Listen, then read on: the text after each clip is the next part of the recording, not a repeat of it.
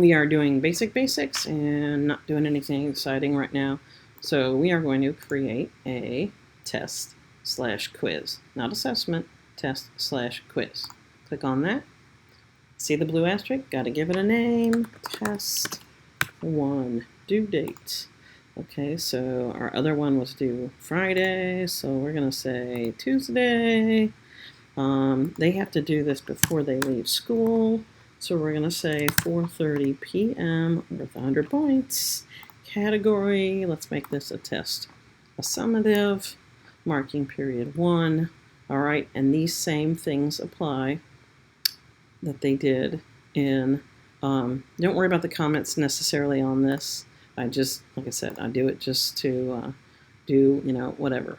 I've never messed with this either. I've created a test that's a midterm, but not that. All right, questions. We're going to add some questions to this assessment. All right, true or false question. Let's say we're going to ask a true or false question. Angelita likes tequila. Would that be a true or false question? Text for true, text for false. True or false? The correct answer is true. If you want them to make a correction, like if you said the correct spelling of casa is K-A-S-A, and if you wanted them to correctly spell the word casa, you could put them in here, and this will display a correction box when students select false if the answer is indeed false while taking the test or quiz. All right?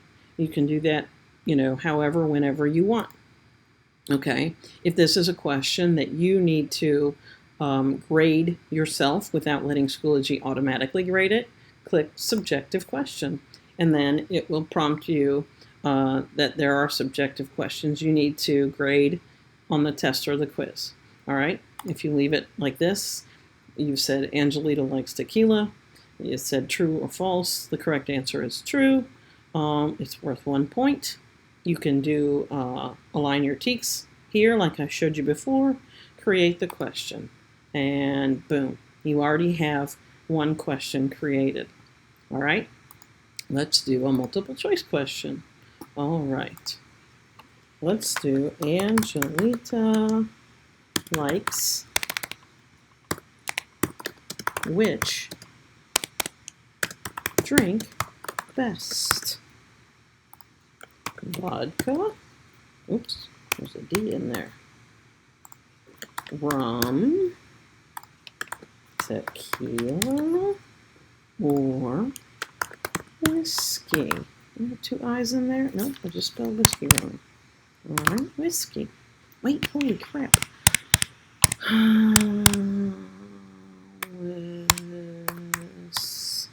Whiskey. Holy crap. There we go. All right, so see where it says correct answer? We're going to scroll down here and go, we know tequila is our correct answer. We're going to go boom and correct that. If you want to add more than one choice, or more than the 4 standard options, A, B, C, D, you can add more. I mean, you can add up to 15 choices. I mean, obviously, we don't want to, freak our students out any more than we also have, than we already do normally. All right, if you click this randomized choices, it's going to say A, B, C, and D. While the person sitting next to them, it may say A, B, C, D. And the next person, it could be A, B, C, D, so on and so forth. It's going to randomize all 4 choices into each student seeing a random set of numbers for their choices. All right? This is not really an allowed partial credit question. They're either going to pick A, B, C, or D. And we're not going to do a timed question because we might have a person with a 504 or an IP that needs to answer this, and they may need more time to read. Okay? We're going to click on Create Question, and there's a multiple choice question. All right? The next one we're going to do is ordering. Okay? So, put the items listed below in the correct order that you would put clothes. Holy cow, clothes on. Holy baloney, clothes on in the morning. Holy goodness. All right. So let's say socks. Let's put underwear down here. Pants and shirt. Okay. So we have our 4 items. And again, you can add more. All the way up to 20 on this one. All right. So let's see. I'm going to guess. Let's put our underwear on first. And then maybe we're going to put our pants on. Maybe our shirt, and then our socks. Let's just say this is the order we want the students to answer them in. Now, if this is the one we can use partial credit for, if you want the student to answer, at least 2 correctly to get partial credit, you just tell them, hey, maybe you want them to do 3. You want them to do 75% right, okay? That's up to you. So you can have them do 2, 3, and then obviously 4 is full credit. You can align your standards. Create the question. Ordering. True, false, multiple choice. Boom. Short answer essay. I hope that this is self-explanatory. Write an essay on how Don Julio created his famous tequila. Okay? You can have a character limit if you want. You don't have to. You can leave that. If it's short answer, you're going to tell it which way. This will determine the allotted lines left. Essay question, this will determine the allotted lines left. They'll get less room to answer a short answer and more room to write an essay. Kind of self-explanatory there. Okay? We're going to talk about rubrics absolutely later, so I'm not even going to go into that. Create question. Boom. All right. What is the next one? Fill in the blank. All right. Allow partial credit. To begin, type your sentence you wish the test taker to see. I wish that when I went to Angelita's house, she would offer me some tequila. Okay, but what do I want her to offer? No, we're not going to put that in there. We're going to put an underscore, and it's going to create the blank. All right. Maybe I could put another blank there. So now this is going to become blank 1. I'm going to write house, and I wish that she would offer me some tequila. All right. Partial credit. Do you want them to get 1 right? Or do you want them to do both of them right? Do you want to give them a word bank? Obviously, filler words. Don't use either of the words here or any of the words that you use in the blanks for the filler words, because it'll print them twice or it'll show them twice. If you want the answer to be case sensitive, like if you say Angelita is your blank and you want the proper noun Angelita to be capitalized, if they write Angelita with a lowercase a, that answer would be wrong if you use the case sensitive button. Timed question, still not going there. Alignment, boom, created the question, fill in the blank. What do we got? Matching. All right. Match the term to the definition as best as you can. All right, so over here, we're going to say casa means house. Ventana, pardon me if I spell these wrong. I don't know these things. Means window. Okay. Jefe means boss, right?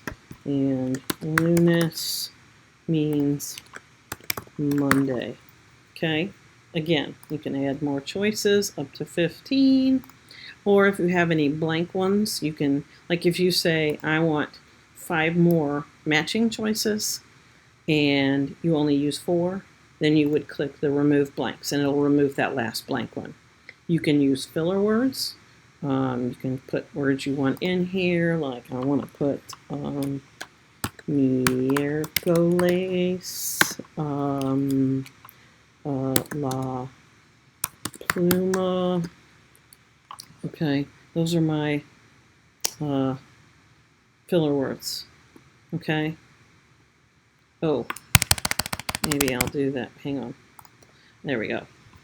La pluma. Okay. Partial credit, if they get 2, this is the same as, the other one. You want them to do 2, 3, 4, however many you want them to do. Okay. Create the question. All right. Now we've created the question. We're not going to mess with any of this business because it's not, these are our question types. 1, 2, 3, 4, 5, 6 basic types of questions that we put in our tests. Now, okay, let's check our settings. These are all like the defaults, all right? So if you have this in your Schoology and you publish it for your students to see, you're going to have to enable it. Now, if you want to enable it from, until, like said, that that's already passed.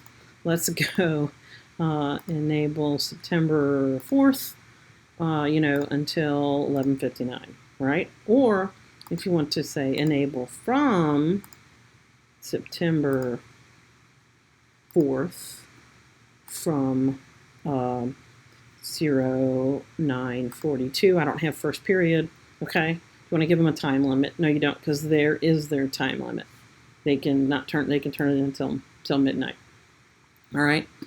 Temp limit. If you want to give them a redo, you put in 2 or 3 times.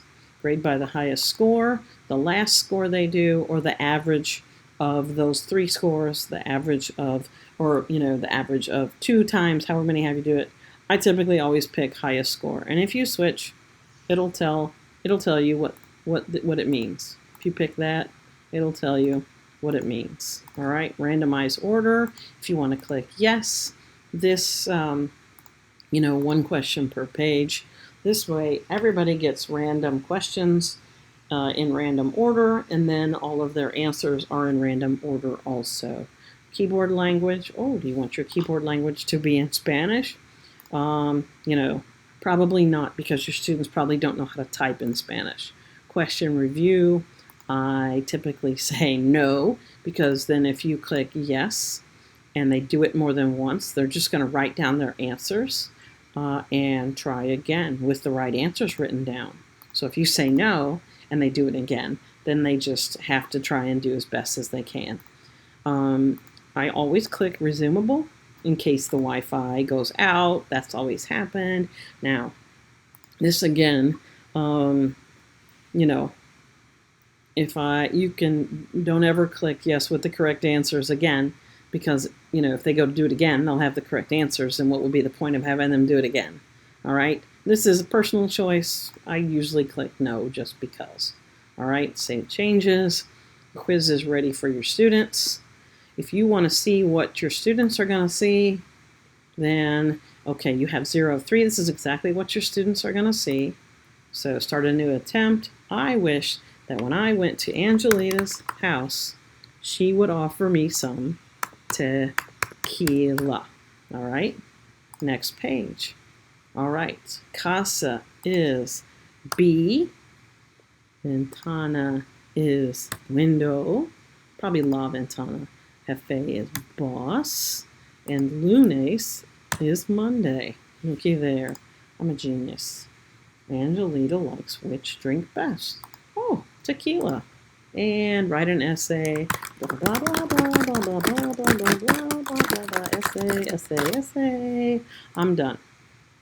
Okay.